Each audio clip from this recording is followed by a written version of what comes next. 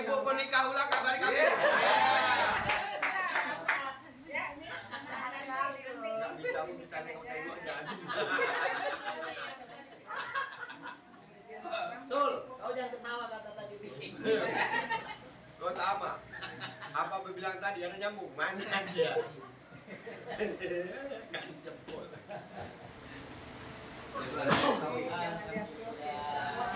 Selamat jalan.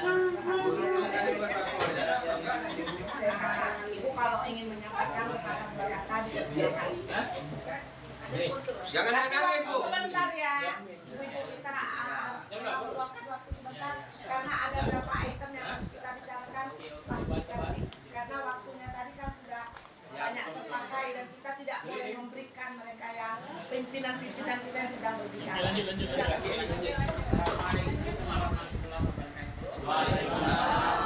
Ini karena sudah ajan, jadi saya bahas sedikit. Mungkin selama saya bergabung, Jangan Bu, Pak Era. Jangan Bu, santai. Apa? Senyum. saya berada di sini mungkin ada kata-kata saya, ataupun kata-kata saya yang kurang berkenan di hati Bapak dan Ibu.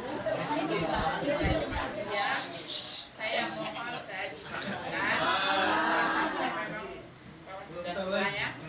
Jadi begitulah keadaan saya. Mudah-mudahan saya tetap masih umur panjang dan keadaan sehat walafiat menjalankan